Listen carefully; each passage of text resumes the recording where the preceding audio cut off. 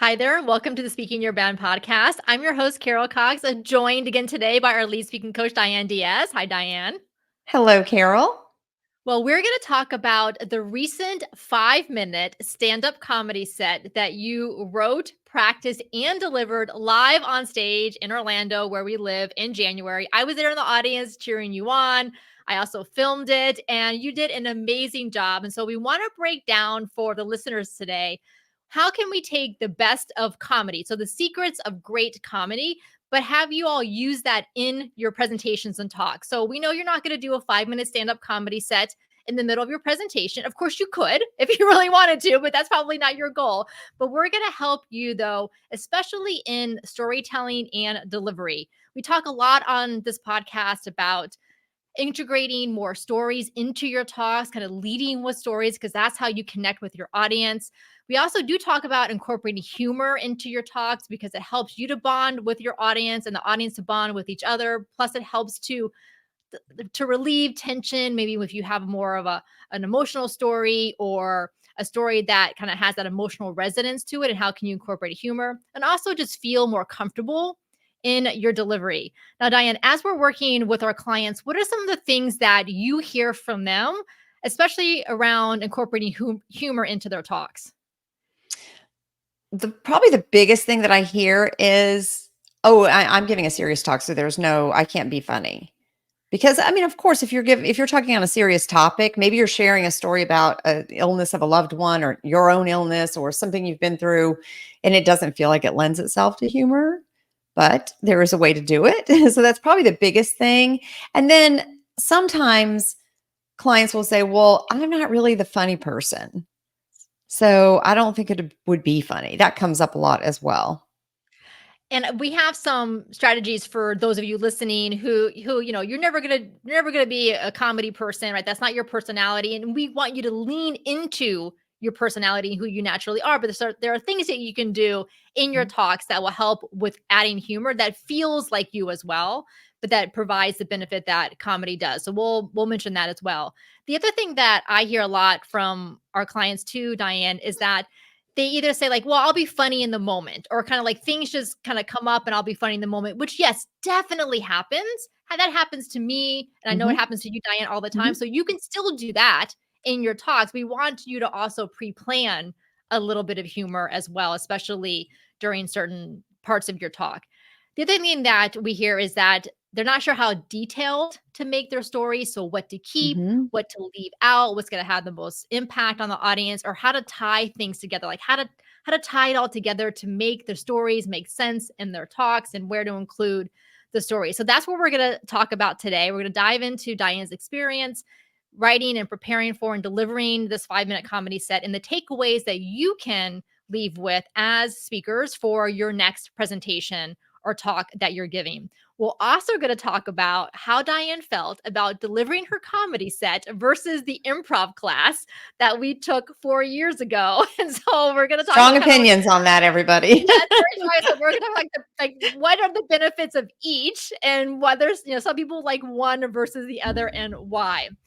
If you would like to work with us to develop your thought leadership and your signature talk, including how to integrate humor into it at the appropriate moments, we do all of this plus the business of speaking and more in our Thought Leader Academy. We work with you over 8 weeks, both one-on-one and in a small group. You can get all of the details at speakingyourbrand.com/academy. Again, that's speakingyourbrand.com/academy. All right, Diane, let us dive in. So first, why in the world did you decide to do this in the first place? Temporary insanity? I don't know. No, you and I went to see this show, the Empowering Night of Laughter, last year. And it was the same thing, 9 women comedians who are just regular people doing comedy sets. And we loved it. And then you said to me, "You're funny. You should do this." And I said, "Oh, I don't know about that." And then you said, "I'm going to sign you up." And I said, "Oh, don't do that." So, but then I started thinking about it. And about 3 weeks later, I think is when I signed up, because I kind of did want to do it, but I needed to talk myself into like, "No, you can do this." So then I signed up, and I wanted to do it because I personally love comedy. So that it had that element. but also because I am a speaker and I am a speaking coach, and I wanted to kind of practice what we preach, which is to get outside your comfort zone with regard to things that push you to feel more comfortable on stage and so on. And I wanted to experience that myself and also be able to share that experience like we're doing right now on the podcast and with our clients. And I wanted myself to also get those benefits from it. Yes, and I know that you love watching comedy because you'll Love. oftentimes tell me about comedy specials on Netflix that you've watched and you recommend them. We actually went to see Eliza Schlesinger here in Yes. Orlando. What was that? A year ago or somewhere around there, right? I think so. Yeah. Yeah. I think it Yeah. was in February. Yeah. So that was a lot of fun. Yes. Yes. And I am obsessed with comedians. I watch comedy specials on Netflix. I've watched all of hers. I've listened to comedy podcasts. I listen to hers, but I listen to other comedians' podcasts as well. I just love to laugh. And so I'm always attracted to anything comedian related, especially women comedians I love. And this is why I encourage you to sign up because I wouldn't just tell anyone that. Like I clearly Right. knew you had the Exactly. interest Yes. and the Yes. ability to do a great job at it. Yeah. All right. So let's talk about this. What makes something funny? Like obviously, when we hear someone tell a joke or tell a story that has something funny, like we'll laugh as the receivers of listening to that. But what makes something funny? I think there's a lot of things now. Obviously, I'm not a professional comedian, but I think what makes things funny is true stories that are just, something that happened to you in your life. So my comedy set all revolved around my mother, who grew up during the Depression as the child of immigrants from Italy. And so she was very thrifty. And so then she inflicted that upon my sister and I. So anything sort of true that also is relatable to the audience. Or if you're whatever it has you have that's relatable. So for example, if you're going through menopause, anyone in the audience going through that, or if you're a parent, anyone who's a parent. So things that are relatable, that are pulled from your true life, experiences that you've had, mishaps that you've had, things like that, that I think all of those things someone in the audience can relate to and see a kernel of truth in for themselves as well and can identify with it. So I think that's sort of generally what makes things funny. I think what doesn't make things funny is like if you're making fun of other people or things like that. I don't really like that type of humor. So I think that's like sort of like, as comedians would say, kind of hacky. It's like, oh, that's not really funny. It's just, you're not even trying. But if you can find the humor in those everyday experiences, that's the kind of stuff I love. Yes, I so appreciate you saying that. It is true. There are definitely comedians out there who do make fun of other people or other groups of people, whether it's punching up or punching down. I don't like punching, period, whether it's up or down. So that is definitely not the approach that we would take. And I like this idea of relatable experiences because it is kind of a mass audience, right? Comedy is for a mass audience, even though there are niches within it, but also that kernel of truth, because there has to be truth to what the comedians is saying, truth really about themselves and how they reacted to a situation or how they experienced something, right? It's not necessarily a truth. It's a truth about the world, but really it's a truth about themselves. Exactly, exactly. And the truth about yourself that in your, like when I did the set, you can sort of blow it out a little bit, meaning make it a little bit of a bigger deal than it was, or, embellish it a little bit. Obviously, you're not lying, but to make it funny, right? Because that's where the humor is. It's like, this thing was ridiculous. Let's talk about that. Well, and the ending of your comedy set was very much that. So we'll share that at the end of Yes, this yes. conversation, but we'll include a link in the show notes. Diane posted her set, her 5-minute set on LinkedIn. So we'll Mhm. include a link to Diane's post so you can go watch the video after you listen to us here if you want to watch that. Yes. All right. So let's talk about actually writing the set. So you Mhm. only have 5 minutes, which it can be a lot of time, but also not a lot of time. So how did you approach that? Yeah, it's really hard, I think, for me as someone who speaks more in what we'll call the long form. So, 45-minute talks, hour-long talks, to really condense it down. It's similar, I guess, in that like if you're doing a TED talk and you have to really make it tight, but even tighter. And there's not a lot of time to flesh out a story in a 5-minute set. You've got to do like the ideal story ingredients. You got to set the scene quickly. You got to give them the goods quickly and then get to whatever the punchline is. So for me, honestly, once I signed up, I immediately started jotting down ideas, right? Of like things that I could think of. And I don't know why my brain immediately went to things about my mother. I guess because the stories are so bananas that I was like, well, this would make good material. So I just immediately started jotting down these ideas. And so you like looking through your life, whatever you've experienced, or if you're in some industry and there's just crazy things about it, crazy sort of like, I guess, stereotypes about your industry that I was like, well, that's what I experienced. So that's how I found material, is looking back in my experiences I went through with my mom, things that happened when I was a kid. And that's sort of what I pulled from. So that's where I started, is this huge list. And then I looked for common sort of themes. And that's how, like, when I looked through everything, I even had some stuff about me being over 50 and things like that. But the biggest chunk of material that had commonalities was around my mom. And so that's how I kind of settled on, that's what I'm going to talk about. And it's super funny because, she's this little Italian lady, and I just find a lot of humor in that, right? So just her life was funny. And so that's how I started putting the pieces together of what would end up being my 5-minute set. And you mentioned about how everything needed to kind of connect together. So we think about the through line, and you need a really strong and clear through line for a talk, whether it's a 45-minute talk, a 10-minute TEDx talk, or especially a 5-minute comedy set.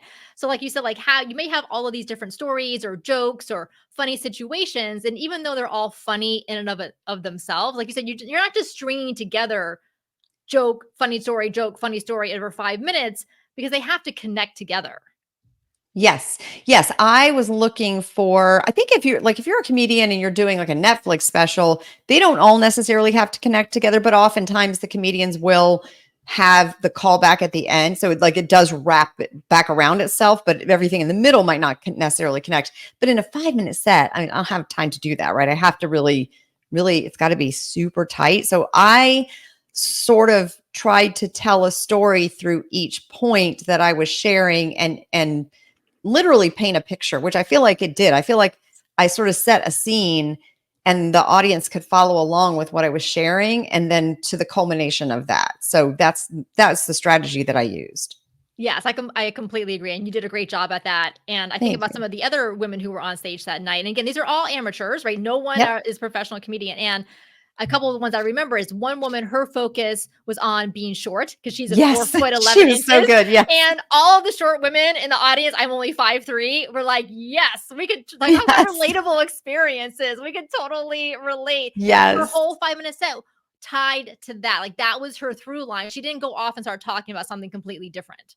No, I love that. Yes, I think even if you aren't a short person, you probably know a short person. So everybody can easily connect to it in some way. Well, one of the women, I'm part of this dinner party project, a group of women. There's 8 of us, and we meet every quarter for dinner. So I brought them all because they had heard about the event last year. So I'm like, okay, everyone come support Diane. And one of the women who's part of that group, she's very tall. She maybe is close to 6 feet. And she was sitting behind me. And then we looked at each other and she laughed. She's like, oh my gosh, I'm the one who always has to get the stuff Yes. on the top of the shelves for the short people. You see, everybody can relate to it. And the woman doing the short bit was talking about how her husband is so tall. So he lives a secret life that's above eye level for her. She doesn't know what's going on up there. So yeah, so even if you're tall, you totally get it. And so you see how memorable these things Mm-hmm. are, right? Because they're stories and relatable experiences. All right, so okay, so you're kind of going through the different stories and experience that you can share. You settle on the through line, growing up with your mom being thrifty, and kind of like how that and came about for different situations for you and your sister. So then, okay, so you have an idea of what your set is. Then how do you start practicing and going through it? That's a good question. So my my strategy for that, well, first of all, I'm the type of person that no matter what kind of a talk I'm giving, I don't like to over practice. So I knew I wasn't going to really practice until closer to the date. Mm. And I think for some people that might not work, but for me, that's what works, because I don't like to get too much in my head about it and then freak myself out, and then I'm a wreck. So what I tried to do was craft my set, sort of like make an outline. And I used this resource, the goldcomedy.com, and it's put together a 5-minute set. So it's like a 5-minute set for beginners. And what she does is she kind of gives you an outline where it's like, she says an opener, and then you've got chunks, like 3 chunks. And within each chunk, there's a bit. So I try to sort of follow that outline loosely. And that's what helped me kind of pull in the funny bits. So I sort of took my main little mini stories that I thought were funny and kind of plugged them into this and tried to see how I could flow it out so it had a natural beginning and a natural end. And I started my opener. One of the ideas is to be self-deprecating in the opener. So you make it about you, not about someone else. And then that gets the audience on your side. And then you start to lay out the other bits, right? So my opener was, where are all my thrifty folks? Well, I'm thrifty, but I can't help myself. I get it from my mom. So then that launches me into the things about my mom. So that was the strategy so once I had that basic structure of it, then I sort of said it out loud to myself, kind of see where I am timing wise. And then I'm like, okay, well, now it's obviously not going to be 5 minutes. It's over, but let me get the main jokes kind of fleshed out. And then once I started practicing, I could see where the timing was. So that was kind of how I went about that. And then, okay, so you managed to figure out, okay, here's where the 5 minutes is. Now, how did you remember it? Did you did you script it? Was it just an outline, but you repeated enough that it kind of ended up, was your final delivery, do you feel like word wise was very close to what you had been practicing?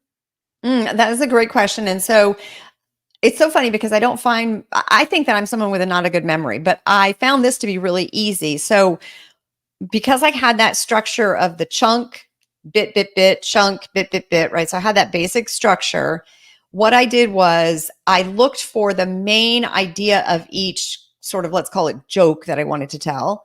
And then I jotted down just a list. There was a list of 8 things. And so they went like, I think it was so thrifty, and then cutting the grass, clipping coupons, and then I think the candy. So like I made the list. So, clipping the grass, clipping the coupons, candy. So just literally just those words. I just made the list of those words, whatever the like main idea of each joke was. And I memorized the list. I just kept running, clipping the grass, clipping coupons, candy, blah, blah, blah, blah, blah. And I went through it a bunch of times until I had just that simple list memorized, not every bit about the joke, because I knew I could fill in the details. I know the details. They're my stories, right? I just memorized the order. That's all I needed to do. And that technique, I see, can help with a talk where if you can just make a simple list of 1 or 2 words that gets you the main idea of each component, memorize the order of that, you can easily go through it. So each time then I stood up and started delivering it to my wall here at home. And your cat. My cat, yes. Each time I did that, sometimes I'd have to search around like up at the ceiling, like in my mind, right? Looking for what is the next thing. But once I kind of got into the flow of it, because I knew the order, it was easy. And then it was easy for me to move from one point to the next, because as I'm wrapping up the one point, I know what comes next. I'm thinking about what comes next. And so it was easy to keep moving, keep it flowing, not really have to stop. And I didn't have to look at any notes because I knew the order of everything. Yes, it reminds me that we are preparing for our 3-day in-person retreat that's coming up at the end of February. And we've had some Zoom sessions with the women who are going to be attending to help them kind of prepare what they want to practice and then the speaking segments they want to film on day 3. And a lot of them are nervous not to have slides, because we encourage them, like, slides just are not really going to benefit you in this situation. Like, it's not really conducive to having, the projector with the screen and the slides. And we really want you to get comfortable not having to rely on slides to get out of the expert trap and the teaching and training. And we tell them, like, you know your content, you know your stories. If I asked you to share a story or asked you to share something about what you do in the work that you do, you would be able to tell me. So it's kind of, and the same thing with kind of chunking it out, chunk out your talk. Like, what are the 8 to 10 main parts of your talk? This is the idea. This is the story I want to share. Maybe this is another part of my framework. This is a client example. And once you know that, and you get comfortable with it, then you really could just take a look at those 8 bullet points and go deliver your talk. That's what Diane and I do this all the time. Yes, literally is what made this so easy for me. I took a little, like a little piece of paper that's really just a page out of my tiny little notebook here, and I wrote down the 8 things, and then I folded it so that it was all in one little spot like this, and then I would just carry it around with me wherever I was going, and then I would keep looking at, and I put it in my pocket during the set just in case, but I didn't need it because I knew, I mean, it's only 8 points. It's easy to remember those 8 points. All right. So you're practicing, you're chunking it, you kind of memorize the order based on these keywords. So now you're there on the stage and you're delivering it. One thing that I noticed that you did a great job at, as well as the other women too, is acting out the stories, acting out the scenes. And we talk about this all the time.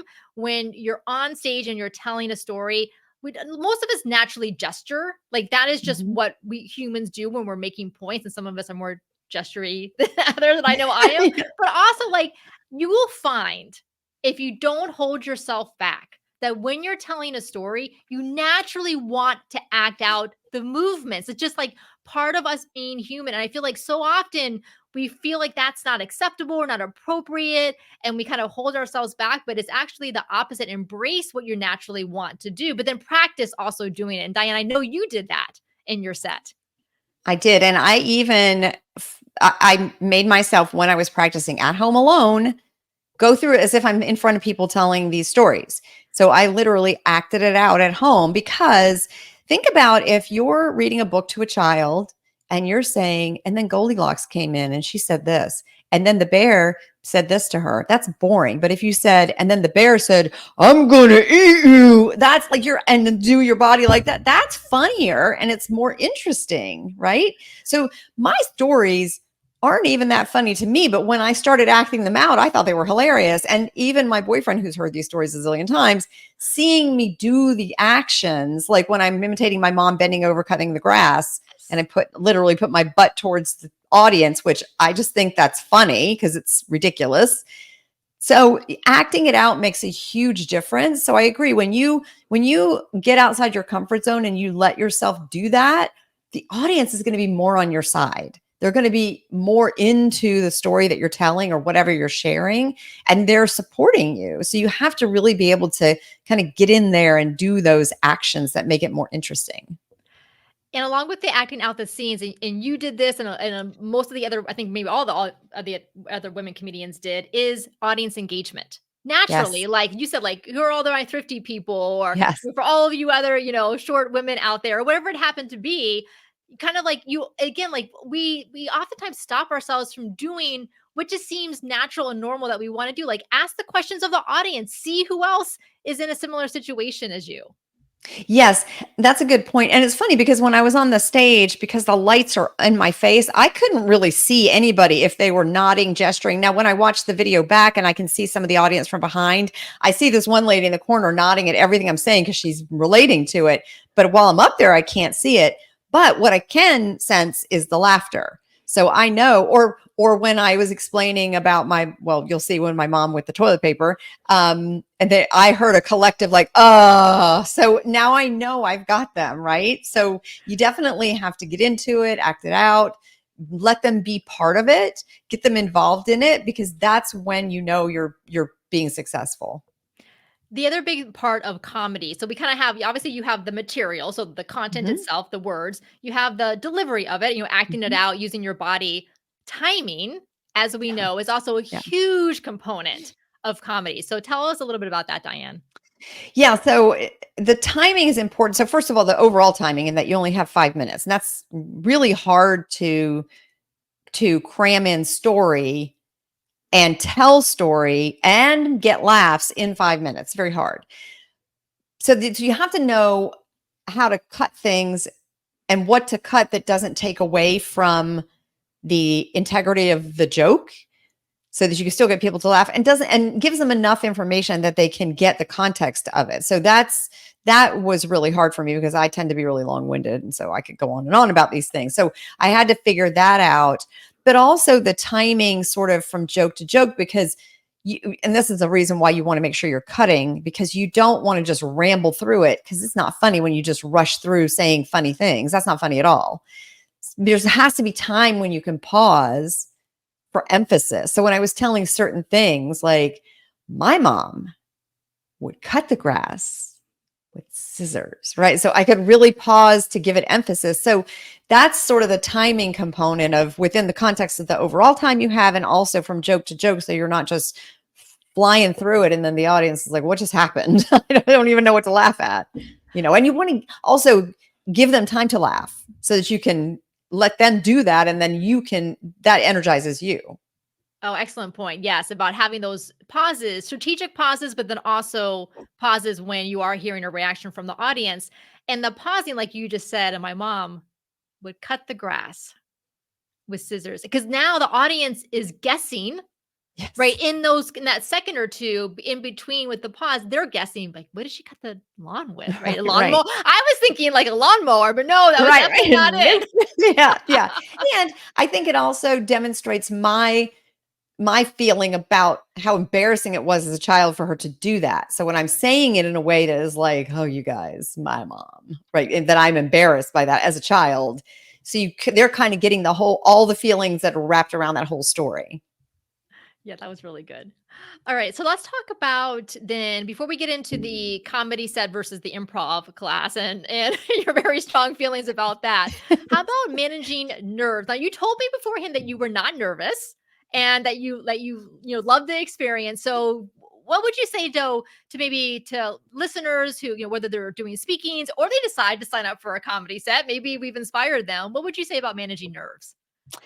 Yeah, so I wasn't nervous. Now, I'm sure part of that is because I am a speaker, so I already have a comfort level on stage. I never mind getting up in front of people, even if it's impromptu, it doesn't bother me. Now, I've never done anything like this before, so I guess if I did say I had nerves, it was really just like, is anybody going to laugh at my jokes? And that I wanted them to, and so if they don't, I'll probably be crushed. So that part maybe. But one thing that I did, and I always like to do this, is whenever I'm doing something like this, that's something new that I've never done before, or something that's particularly big that's maybe like, oh gosh, this is really like high stakes. So backstage for this event, behind where nobody could see all the comedians, if you looked down from the top, what you would have seen looked like a bunch of little ants running around, because we're all wandering and pacing, mouthing, but you couldn't hear us. We're just like, mouthing our sets, practicing them over and over, but we looked like zombies wandering around back there. And I think that helped to get out the nerves, because instead of just standing in one place and saying it over and over and over, I'm moving. So I'm getting out the nervous energy. So I think that helped, because again, anytime I've ever done anything nerve-wracking or scary like that, when I physically move, it helps so much. So that is one tip that I would give, is to don't just sit there and ruminate on it. Like, just move around. So even if you're giving a talk, maybe you're giving a TED talk, you're backstage, just wander around. Or you can even do jumping jacks or do something a little bit movement related, and it will shake out some of the energy, because nerves are really just energy, and it will get rid of some of that. Yeah, you just have adrenaline coursing That's through all you, it is. and the adrenaline wants to get used up. Absolutely. Yes. All right, let's talk about the comedy set versus the improv class. So as I said in the intro, you've all probably heard on the podcast before, back at the beginning of 2020, Diane and I decided to sign up for this 8-week improv class in person. And we finished right before the COVID lockdown started in March of 2020. We had our showcase. And like we like to say, we hated it. I don't know. I'm not going to sugarcoat it. It was We hated love-hate. It was love-hate. We hated it. Yeah, we also knew it was good for us. It's like taking a medicine that Yes. tastes really bad, but it's going to be beneficial to you. And that's how I felt. Now, our instructor was fabulous. Like, I've known him for years. He was so good. The other people in the class were a lot of fun. We learned so much. We do improv at our in-person retreats because we know how beneficial it is to get out of our heads and into our bodies and learn like how to relate to our bodies when we're performing or we're on stage in front of people. And so, Diane, how did you feel about now the improv class? Like, we had 8 weeks, right? We had our showcase at the end. Obviously, it's not scripted, right? It's not pre-planned. We're not rehearsing lines or anything like that. We're literally just acting things out on the stage. So it was less preparation compared to the comedy set. But how do you compare the two?